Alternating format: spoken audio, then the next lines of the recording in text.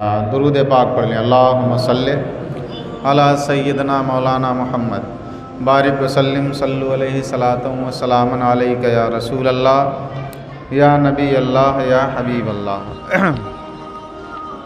جیسا کہ گزشتہ کئی جمعوں سے آپ حضرات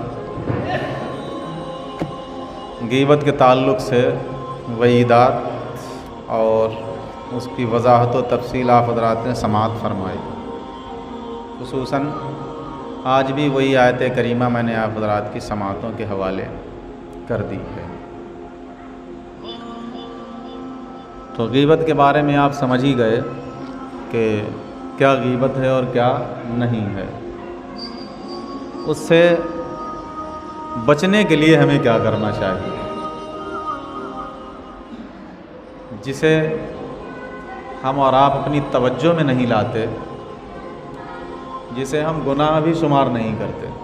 وہ ایک بہت بڑا گناہ ہے جو ہمارے اعمال کو دھیرے دھیرے دیمک کی طرح کھاتا جا رہا ہے، اسی کو نام غیبت کا دیا گیا ہے۔ اس سے بچنے کے لیے سب سے پہلی چیز جو ہے کیا ہے، اپنا دماغ اور اپنا ذہن جو ہے کیا وہ اس بات میں لائیے، منفی میں مت جائیے، جسے عام فہم زبان کہہ لیجیے پوزیٹیوٹی لائیے اپنے اندر۔ سوچ جو ہے کیا وہ ہماری پوزیٹیو ہونا چاہیے، نگیٹو سوچ جو ہے کیا وہ ختم کر دینا چاہیے۔ اس پر اللہ کے نبی صلی اللہ علیہ وسلم کا فرمان بھی دال ہے۔ سرکار دو عالم صلی اللہ علیہ وسلم نے فرمایا ظن المؤمنین خیرا، مومنین کے بارے میں ہمیشہ اچھا ہی گمان کرنا چاہیے۔ بسا اوقات میں پھر وہی جملہ دہرا دوں، بسا اوقات ایسا ہوتا ہے کوئی کام آپ کرتے ہیں، ہماری نظر میں وہ غلط ہوتا ہے، لیکن آپ کی نظر میں آپ اسے صحیح جان کر کے کرتے ہیں، تو اس کی جب تک وضاحت نہ ہو جائے تب تک اس کے بارے میں لب گشائی کرنا یہ سوائے ہمارے اندر تنفر اور ہم کو معاصی کی طرف لے جانے کے کچھ نہیں ہے، ہم کو گناہوں کی طرف لے جاتا ہے۔ تو اپنی سوچ کو جو ہے کیا ہے وہ پوزیٹیو بنانے کی کوشش کریں۔ اس بات میں ہماری زبان میں آپ آئیے، اس بات میں اپنی سوچ جو ہے کیا وہ اس بات میں ہونا چاہیے، منفی میں نہیں ہونا چاہیے۔ اور چونکہ آج اکثر سوچیں جو ہے کیا وہ منفی میں جا رہی ہیں۔ اے عبداللہ درود پاک پڑھ لو۔ اللہم صلی علی سیدنا مولانا محمد بارک وسلم صلو علیہ صلاۃ و سلام علیک یا رسول اللہ یا نبی اللہ یا حبیب اللہ۔ تو جب تک ہم اپنی سوچ کو پوزیٹیو میں نہیں لائیں گے اس وقت تک ہمارا دماغ بھی خراب رہے گا اور ہماری زبان بھی جو ہے کیا ہے وہ فضولیات کی طرف حرکت کرنے لگے۔ دوسری چیز یہ ہے کہ زبان کم سے کم بولنے کی کوشش کیجیے۔ ضرورت پر بھی جو ہے کہ آدمی کو چاہیے کہ وہ نہ بولے، ضرورت کو بھی ایسے حل کر لو کہ تمہیں بولنا نہ پڑے۔ تو کم بولنے کی عادت، حضرت سیدنا ابو بکر صدیق رضی اللہ تعالی عنہ کے بارے میں منقول ہے کہ آپ اپنے منہ میں کنکریاں ڈال لیتے تھے۔ کیوں ڈالتے تھے؟ اس کی وجہ یہ تھی کہ جب بولتے تھے تو یاد آ جاتا تھا کہ مجھے کم بولنا ہے، اپنے منہ میں کنکر رکھ لیتے۔ سرکار مصطفیٰ کریم صلی اللہ تعالیٰ علیہ وسلم نے ارشاد فرمایا کہ صبح کو جب بندہ سو کر کے اٹھتا ہے تو جسم کے سارے اعضاء، ہاتھ لے لیجئے، پیر لے لیجئے، دل لے لیجئے، دماغ لے لیجئے، سر لے لیجئے، سارے اعضاء جو ہے کیا ہے وہ زبان کے آگے دست بستہ ہو جاتے ہیں، ہاتھ جوڑ لیتے ہیں زبان کے آگے اور کہتے ہیں تو سیدھی رہی تو ہم سیدھے رہیں گے، اور اگر تو بگڑ گئی تو ہم سب بگڑ جائیں گے۔ تو زبان کی حفاظت اور اپنی سوچ میں تبدیلی یہ کہ کیا ہے ہمیں پوزیٹیو سوچ اپنی رکھنا ہے، کسی کے بارے میں منفی سوچ نہ بناؤ۔ جس کے بارے میں ہمیں معلوم نہیں ہے یا تو پھر اس کی کامل معلومات کیجیے، اور جب تک کامل معلومات نہ ہو جائے تو اپنی زبان کو حرکت دے کر کے اپنے معاصی میں، اپنے دفتر معاصی میں اضافہ مت کیجیے۔ پچھلے جمعوں کے بھی بتایا کہ ان لوگوں کے नामा अमाल में जब नेकियां देखी जाएंगी, ये तो नेकी मैंने की नहीं, इसका सवाब कहाँ से आ गया? तो उनकी दे दी गई जिन्होंने तेरी बुराई की थी, जिन्होंने तेरी गीबत की थी, उनकी तुझे दे दी गई और वो दे दी जाएंगी। तो हमें और आपको अपनी सोच को जो है क्या है वो पॉजिटिव में लाना, इस बात में लाना है, मनफी में नहीं ले जाना है।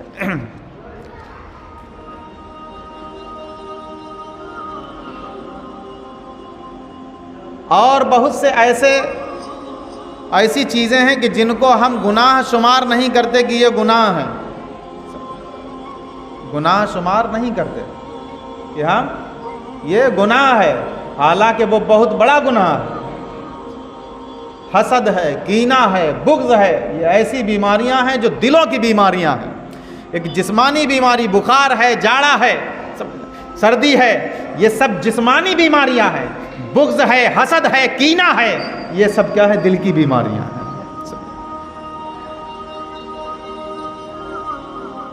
जाहिर की बीमारियां, जाड़ा, बुखार, ये सब जाहिर पे दिख जाता है, जिस्म पे जाहिर हो जाता है। और ये बुग़्ज़ है, हसद है, कीना है, ये ऐसी बीमारियां हैं जो जाहिर पे दिखता नहीं है, जो अंदर से दिल को, जिस्म को खाता रहता है। और मुस्तफ़ा करीम फरमाते हैं हसद की आग सबसे पहले साहिब हसद पे ही पड़ती है, जो हसद करता है उसी पे पड़ती है। हसद की आग सबसे पहले साहिब हसद पे ही पड़ती है। तो अपने सीनों को इन बातिनी बीमारियों से भी हमें और आपको दूर करने की, और गीबत की मजम्मत बयान करते हुए एक हिकायत नकल की है कि गीबत कितनी बुरी चीज़ है। और ये किन किन चीज़ों से आती है गीबत? गुस्सा आप ज़्यादा करोगे, गुस्से को कंट्रोल में रखिए। गुस्से की 4 किस्में बयान की हैं उलमा। कहते हैं वो गुस्सा होता है कि जो जल्दी आ जाता है, जल्दी चला जाता है। एक वो गुस्सा होता है जल्दी आ जाता है, देर में जाता है। एक वो गुस्सा है कि जो देर में आता है, जल्दी चला जाता है। एक वो है कि जो जल्दी आता है और जल्दी चला जाता है। तो 4 किस्में, एक जल्दी आ जाता है, जल्दी चला जाता है, ये भी बहुत ख़तरनाक है। बहुत जल्दी आ जाता है, जल्दी आ जाता है और देर से जाता है, ये सबसे ज़्यादा खतरनाक है। बहुत जल्दी गुस्सा आ जाता है और बहुत देर से जाता है, कई दिनों तक जो है क्या दिमाग में वही गुस्सा घूमता रहता है। तो जल्दी आ जाता है, देर से चला जाता है, देर से जाता है। एक ये है कि देर से आता है और जल्दी चला जाता है, देर से आता है और जल्दी चला जाता है। ये सबसे महमूद है कि गुस्सा देर में आया और बहुत जल्दी चला गया। एक वो गुस्सा जो देर से आता है, देर से जाता है, वो भी महमूद नहीं है। महमूद वो गुस्सा है कि जो देर से आए और जल्दी चला जाए। इसी गुस्से के बारे में इमाम शाफई रहमतुल्लाह ताला अलैह फरमाते हैं, जिसे गुस्सा नहीं आता वो गधा है। आना भी जरूरी है। इसी गुस्से को हलाल कहते हुए फरमाया कि ये गुस्सा के जो देर से आता है और बहुत जल्दी चला जाता है, कहते हैं ऐसा गुस्सा आना भी जो है क्या वो ज़रूरी है। तो ये चीज़ें क्या है, जब गुस्सा कोई मुनकर चीज़ देख करके, किसी मुनकर चीज़ को देख करके गुस्सा आ जाए, बहुत जल्दी आ जाए, तो समझ लो कि आप ख़तरे में, उसे पीने की कोशिश करो। बनी इसराइल में एक नबी का तज़किरा करते हैं, चूँकि अंबिया किराम पर वही के मुतअद्दिद तरीक़े बयान किए गए कि वही अल्लाह रब्बुल इज़्ज़त कैसे कभी फ़रिश्ते के ज़रिए से भेजता, कभी ख्वाब के ज़रिए से। और अंबिया अलैहिमुस्सलाम के ख्वाब जो है क्या वो झूठे नहीं होते हैं। हमारे आपके ख्वाबों की कोई हकीकत नहीं है। और अंबिया अलैहिस्सलाम को जो ख्वाब भेजे जाते, ख्वाब वो मिन जानिबिल्लाह होते, अल्लाह की जानिब से होते थे। वो ख्वाब अल्लाह रब्बुल इज़्ज़त की तरफ से उनको ख्वाब आते थे। तो उन्हें ख्वाब में 5 चीज़ें बताई गई, 5 चीज़ें बताई गई। और क्या क्या बताई गई? ख्वाब में कहा गया कि जब तुम सुबह को सो कर के उठो, जब तुम सुबह को सो कर के उठो तो सबसे पहली चीज़ जो तुम्हारे सामने आए, सबसे पहली चीज़ जो तुम्हारे सामने आए उसे खा जाना, उसे खा जाना। और दूसरी चीज़ फरमाते हैं कि दूसरी चीज़ जो तुम्हारे सामने आए उसे छुपा लेना। और तीसरी चीज़ फरमाई गई उस नबी से, बनी इसराइल के उस नबी से कहा गया कि तीसरी चीज़ ये है कि तीसरी चीज़ जब तुम्हारे सामने आए तो उसे कबूल कर लेना। और चौथी चीज़ फरमाया कि जब तुम्हारे सामने आए तो उसे मायूस मत करना। اور پانچویں چیز جب تمہارے سامنے آیا تو بچ کر کے بھاگ جانا، بچ کر کے بھاگ جانا۔ تو جب صبح کو بیدار ہوتے ہیں اور جب نکلتے ہیں تو سب سے پہلی چیز سامنے پہاڑ آ جاتا ہے۔ کیا دیکھا؟ پہاڑ دیکھ لیا۔ اب پہاڑ رب نے تو حکم دیا ہے خواب میں کہ اسے کھا جانا، اب پہاڑ کو کھانا کیسے ممکن ہو گیا؟ سامنے تو سب سے پہلے پہاڑ آ گیا ہے، کھا جانا اسے۔ اب سوچ رہے ہیں کہ پہاڑ کیسے کھایا جائے، لیکن چونکہ نبی کا ایمان تھا، کہتا میرے رب نے جب حکم دیا ہے تو کچھ نہ کچھ تو حکمت ہوگی۔ تو کہتے ہیں پہاڑ کے قریب بڑھتے چلے گئے، جتنا قریب ہوتے جاتے ہیں، جتنا قریب ہوتے جاتے ہیں پہاڑ اتنا ہی چھوٹا ہوتا چلا گیا، چھوٹا ہوتا چلا گیا، حتیٰ کہ جب قریب پہنچتے ہیں تو کہتے ہیں ایک لقمے کی شکل میں بدل جاتا ہے، اور لقمہ بھی ایسا ہوتا ہے کہ فرماتے ہیں کہ وہ لقمہ شہد سے زیادہ میٹھا لقمہ تھا، ایسا لقمہ بن گیا، شہد سے زیادہ میٹھا لقمہ تھا جو لقمہ بن گیا۔ فرماتے ہیں آگے چلتے ہیں تو آگے کیا ملتا ہے، دیکھتے ہیں کہ ایک سونے کا بھرا ہوا تشت سامنے آ جاتا ہے۔ دوسری چیز پہ جب نظر پڑتی ہے تو سونے سے بھرا ہوا تشت۔ پھر فرمان الہی یاد آ جاتا ہے کہ رب نے حکم دیا ہے کہ دوسری چیز جو تمہیں ملے اسے چھپا لینا۔ گڑھا کھودتے ہیں، گڑھا کھودنے کے بعد اس تشت کو جو ہے کیا ہے وہ چھپا دیا، اور چھپانے کے بعد جب چلتے ہیں پیچھے مڑ کر دیکھتے ہیں تو وہ گڑھے سے باہر پھر نکل کے اوپر آ جاتا ہے، پھر لوٹ کر کے آتے ہیں، پھر گڑھے میں اسے دفن کرتے ہیں، اور دفن کرنے کے بعد پھر چلتے ہیں، پھر نکل کر کے باہر آ جاتا ہے، پھر تیسری مرتبہ دفن کرتے ہیں اور چل دیتے ہیں، تو پھر دیکھتے ہیں کہ پھر باہر آ رہا ہے، تو فرماتے ہیں مجھے جو حکم دیا گیا تھا وہ میں نے کر دیا، اب جو ہو وہ ہوتا رہے، چل دیا آگے۔ تیسری چیز دیکھتے ہیں کیا ہے کہ ایک چڑیا جو ہے کیا وہ دوڑتی ہوئی آ رہی ہے، چڑیا اڑتی ہوئی آ رہی ہے، بڑی تیزی کے ساتھ آتی ہے اور کہتی ہے اے نبی اللہ ہماری فریاد رسی کیجیے۔ دیکھا کہ چڑیا کے پیچھے باز پڑا ہوا ہے، کیا پڑا ہوا ہے؟ تیسری چیز بتائی گئی کہ جو چیز تمہیں ملے اسے کیا کرنا، قبول کر لینا۔ تو اس چڑیا نے اپنی جان جو ہے کیا ان کے پاس بھیجی کہ میری جان میری فریاد رسی کیجیے، قبول کر لیا۔ انہوں نے چڑیا کو اپنی آستین میں چھپا لیا، پیچھے سے باز آ جاتا، پیچھے سے باز آ جاتا، کہتا ہے اللہ کے نبی مجھے بھوک لگی ہے، آپ میرا کھانا میرا نوالا نہیں چھین سکتے، میرا نوالا نہیں چھین سکتے۔ تو چوتھی چیز جو بیان کی گئی تھی کیا کہ چوتھی چیز جو ملے تو اسے مایوس مت کرنا۔ اب چوتھی چیز کون آئی تھی؟ یہی باز آیا تھا جو کہہ رہا تھا کہ میرا کھانا مجھے دے دیجیے۔ یہ نظام قدرت ہے کہ ہرن کو بھاگنے کے لیے تیز قدم عطا فرمائے ہیں اور شیر کو شکار کرنے کے لیے پنجے اور دانت عطا فرمائے ہیں۔ سب کے پاس اپنے اپنے دفاع کا طریقہ ہے، یہ نظام قدرت ہے کہ وہ کسے کیسے کھلاتا ہے۔ کوئی جان دیتا ہے تو کسی کی جان بچتی ہے، کوئی جان لیتا ہے تو اپنی جان بچاتا ہے۔ یہ نظام قدرت ہے، وہ کیسے کسے کھلاتا ہے۔ اب یہ چوتھی چیز جو آئی تھی رب نے فرمایا تمہارے پاس چوتھی چیز جو ہے اسے مایوس مت کرنا۔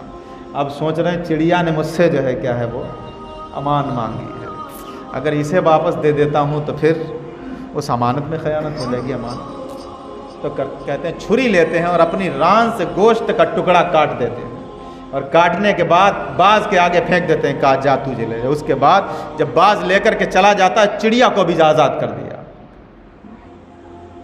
چڑیا کو بھی آزاد کر دیا۔ آگے چلتے ہیں تو پانچویں چیز دکھتا ہے کہ ایک بدبودار مردار جانور پڑا ہوا ہے۔ تو پانچویں چیز کے بارے میں کہا تھا اس سے بچ کر کے بھاگنا، تو آپ بچ کر کے اس سے بھاگ جاتے ہیں، اس سے بچ کر کے۔ تو جب یہ سارے فرامین پورے کر دیے تو اللہ رب العزت کی بارگاہ میں عرض کرتے ہیں مولا اب ان اعمال کی مجھے وضاحت تو سمجھا دے، تیرا بندہ ان کی وضاحت سمجھنا چاہتا ہے۔ تو میرا رب فرماتا ہے کہ پہلی چیز جو تمہارے سامنے آئی تھی وہ تیرا غصہ تھا۔ غصہ پہلے پہاڑ کی طرح ہوتا ہے، اور جب تو اسے پی لیتا ہے تو وہ شہد کا گھونٹ بن جاتا ہے، شہد کا گھونٹ بن جاتا ہے۔ دوسری چیز کہ کیا ہے؟ چھپا لینا۔ تو کہا کہ چھپانے کا حکم وہ تیری نیکی ہے، جو تو نیکی کرے اسے چھپا لے، یہ میرا کام ہے کہ تیری نیکی کو ہم چھپنے نہیں دیں گے۔ اسی لیے وہ سونے کا تشت بار بار باہر آ جاتا تھا، یہ دباتے تھے اور وہ باہر آتا تھا۔ تو نیکی تو 100 کونے میں چھپ کر کے کرے، تیرا رب تیری نیکی کو آشکارا ضرور کر دے گا، لوگوں میں دکھا ضرور دے گا۔ یہ نہ سمجھ کہ تیری نیکی چھپ گئی، وہ دکھا دی جائے گی سب کو، تو نیکی چھپے گی نہیں۔ تیسری چیز کہا تھا قبول کر لینا، تو قبول کر لینا مطلب کیا ہے؟ تیرے پاس امانت اگر کوئی رکھنے کے لیے آئے تو اس امانت کو قبول کر لینا، اس میں خیانت مت کرنا۔ تو وہ امانت آئی تھی، اس امانت کو رکھ لیا، اس میں خیانت نہیں کی گئی۔ چونکہ چوتھی چیز آ گئی مایوس کرنا، اگر وہ دے دیتے تو امانت میں خیانت ہو جاتی، اس لیے اپنے پاس سے اپنے جسم کا گوشت کا ٹکڑا کاٹ کر کے دے دیا، جا لے جا، میں اپنی امانت کو پورا کرتا ہوں، اور تجھے جو رب کی جانب سے چوتھی چیز آئی ہے میں اسے مایوس بھی نہیں کرتا، مایوس بھی نہیں کیا گیا۔ اور پانچویں چیز حضرات گرامی کیا تھی؟ وہ پانچویں چیز کہتے ہیں مردار بدبودار جانور۔ تو سرکار فرماتے ہیں وہ پانچویں چیز غیبت تھی، جسے غیبت کو مردار جانور سے تعبیر کیا گیا کہ جہاں غیبت ہوتی ہو، جہاں غیبت لوگ کر رہے ہو، اور اگر تم متنبہ ہو جاؤ تو یا تو اس غیبت کو روک لو یا پھر وہاں سے اٹھ کر کے بھاگ جاؤ، سمجھو، یا تو اس بدبو کو ہٹا دو، اور اگر بدبو کو ہٹا نہیں سکتے ہو تو خود اس بدبو سے ہٹ کر کے بھاگ جاؤ، اسی میں بھلائی ہے۔ اور اگر ایسا نہیں کر سکے تو پھر میاں جو ہے کیا ہے، کہیں ایسا نہ ہو کہ اللہ رب العزت کی رضا کے بجائے آپ بھی جو ہے کیا اس کی سزا کی زد میں آ جائیں۔ استغفر اللہ ربی من کل ذنب واتوب الیہ، لا الہ الا اللہ محمد الرسول اللہ، اشہد ان لا الہ الا اللہ واشہد ان محمدا عبدہ ورسولہ۔ جن حضرات نے سنت ادا نہیں کی، سنت